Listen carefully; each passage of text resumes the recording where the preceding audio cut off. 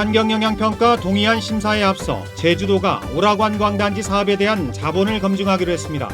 법적인 근거가 없는 데다 사업자도 반발해 진통이 예상됩니다.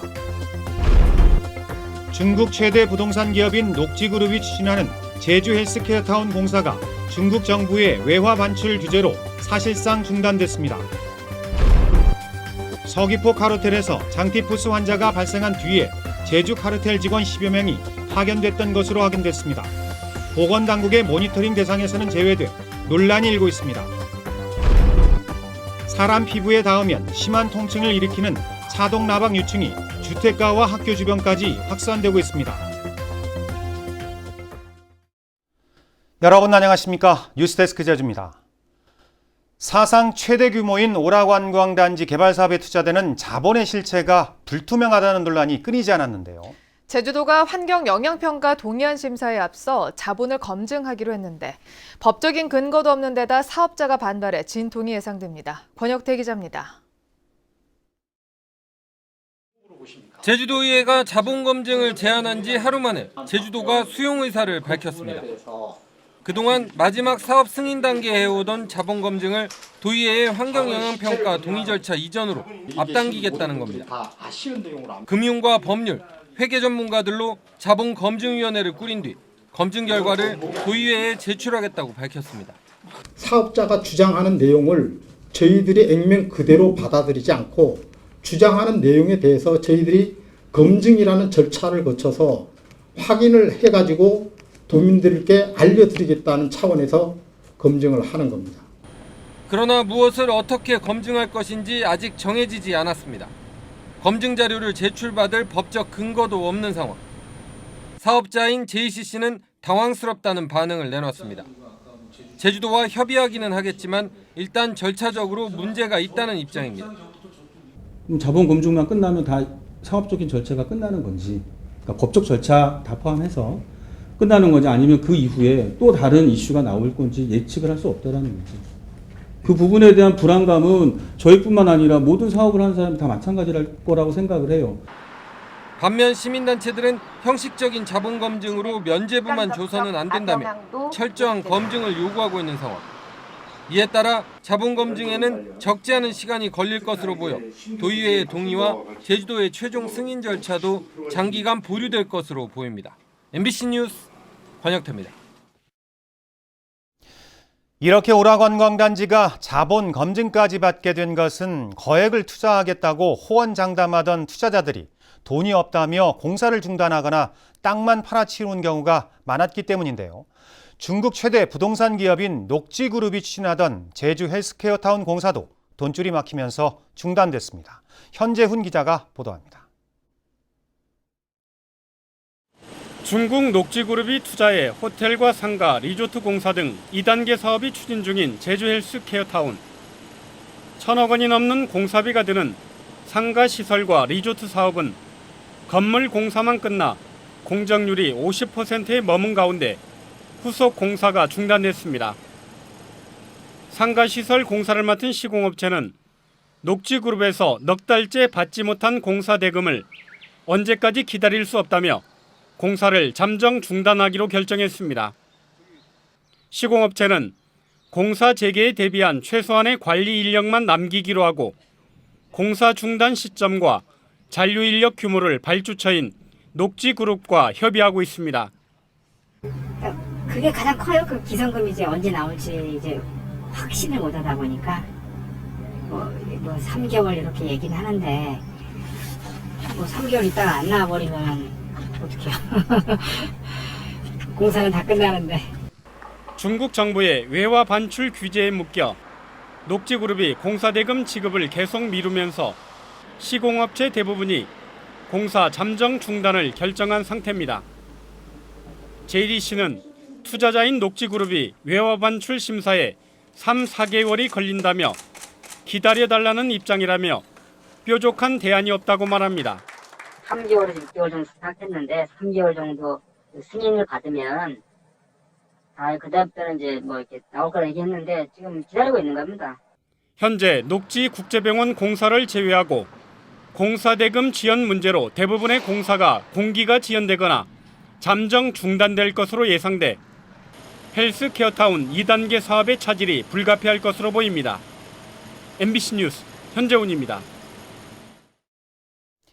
의료 영리와 저지 제주도민운동본부는 성명을 내고 제주 헬스케어타운에 지어지는 녹지국제병원을 비영리병원으로 바꾸고 영리병원 정책을 완전 폐기하라고 요구했습니다. 이 단체는 문재인 대통령이 영리병원 반대를 공약한 만큼 녹지국제병원이 박근혜 정부 때 승인됐다는 이유로 유일무이한 영리병원으로 남겨둘 수 없다며 새 정부의 정책 제안 창구인 광화문 1번가에도 이 같은 의견을 접수했다고 밝혔습니다.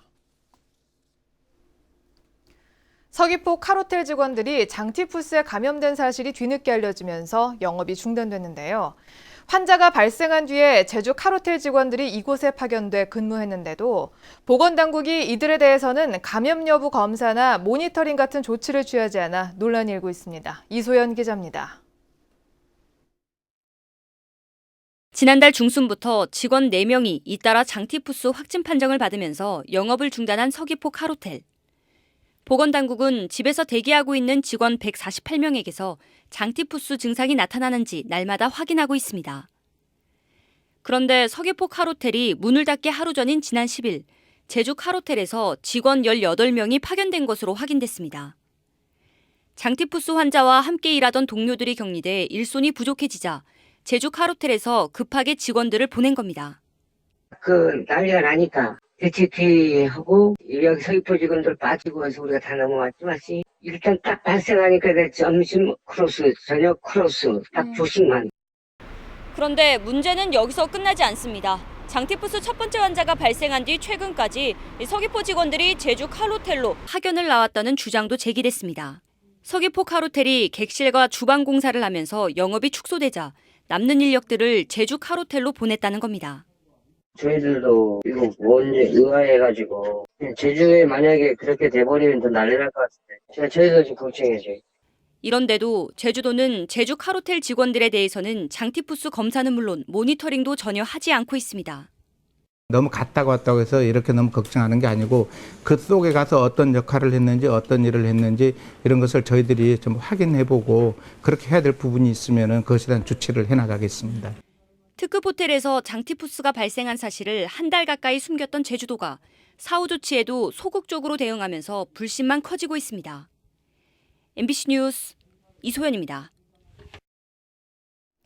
서귀포시 영어 교육 도시에 들어서는 하나 꿈에 그린 임대아파트 시행사가 자체 임대 사업용으로 쓰겠다며 10가구를 빼놓고 추첨을 진행해 청약자들이 항의하는 소동이 벌어졌습니다. 시행사 측은 민간 임대 아파트는 공급 방식을 자율적으로 결정할 수 있다며 법적으로 문제가 없다고 해명했지만 청약자들은 안내문에는 이 같은 내용이 전혀 없었다며 불법 공급 의혹을 제기했습니다. 한편 임대 아파트 입주자 모집에는 268가구에 3,200여 명이 응모해 평균 12.3대 1의 경쟁률을 기록했습니다. 녹차나 동백나무 등의 잎을 갉아먹는 차동나방 유충은 사람 피부에 닿으면 심한 통증을 일으키는데요. 최근 제주 지역 주택가는 물론 학교 주변까지 확산되고 있지만 방제는 제때 이루어지지 않고 있습니다. 홍수연 기자가 취재했습니다. 제주 시내 주택가에 심어진 동백나무. 사계절 녹색을 자랑하는 잎은 완전히 사라지고 말라 죽은 듯 앙상한 가지만 남았습니다.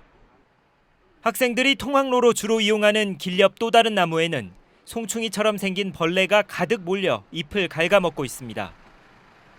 5월 말과 8월 말을 전후해 주로 차와 동백나무에 발생하는 해충인 차동나방 유충입니다. 급히 그 살충제를 구입해다가 이제 방제했고 이쪽에는 또 혹시나 없는가 해가지고 돌아봤더니 동백나무마다 그 동백충들이 많이 이제 달라붙어가지고. 차동나방은 유충과 성충은 물론 고치와 알덩어리에 독침이 있어 피부에 닿으면 심한 가려움증을 동반한 알러지를 발생시킵니다. 대부분 병원 치료를 받아야 상태가 나아질 정도로 위험해서 제주도는 차동나방 발생에 따른 주의보까지 내렸는데요. 하지만 사람들이 많이 다니는 길 옆 가로수나 통학로에는 이렇게 유충이 대량 발생한 나무들이 그대로 방치되어 있습니다. 차동나방 같은 경우는 알로 활동해서 한 한 4월 상순경이면 알이 막 부화하는 시기거든요. 그래서 그때 이제 적기 방제를 해주는 것이 관건이고요. 실제 그 시기를 놓치고 시간이 지나면 보다 더 고독성 농약을 쓸 수밖에 없거든요. 전문가들은 최근 겨울이 따뜻해지고 차와 동백나무가 늘면서 차동 나방이 확산되고 있다며 피해 예방을 위한 예찰과 연구가 필요하다고 강조했습니다. MBC 뉴스 홍수현입니다. 최순실 씨의 조카인 장시호 씨에게 농지 처분 의무가 부과됐습니다. 서귀포시는 색달동의 장시호 씨 농지 2,700제곱미터의 이용 실태를 조사한 결과 장 씨가 직접 농사를 짓지 않은 것으로 드러나 지난달 처분하도록 했다고 밝혔습니다. 이에 따라 장 씨는 1년 안에 농지를 처분하지 않으면 처분 명령을 받게 되고 명령을 위반하면 공시지가의 20%를 이행강제금으로 매년 내야 합니다. 제주대학교가 차기 총장 선출 방식을 결정하기 위한 투표를 시작했습니다. 제주대는 총장 직선제와 간선제를 놓고 오늘과 내일 사전투표를 실시한 뒤 오는 19일과 20일에는 본투표를 실시합니다. 이번 투표에는 교직원과 학생 920명이 참여하며 과반수 득표를 얻은 방식으로 차기 총장을 선출하게 됩니다. 전기차 폐배터리 재사용센터가 제주 첨단과학단지에 들어섭니다. 제주도는 오늘 제주 테크노파크에서 착수 보고회를 갖고 폐배터리를 전기차 충전기 전원 공급 장치나 가정용 또는 산업용 에너지 저장 장치로 만드는 재사용 센터를 오는 2019년까지 189억 원을 들여 완공하겠다고 밝혔습니다. 뉴스데스크 제주를 마칩니다. 시청해주신 여러분 고맙습니다.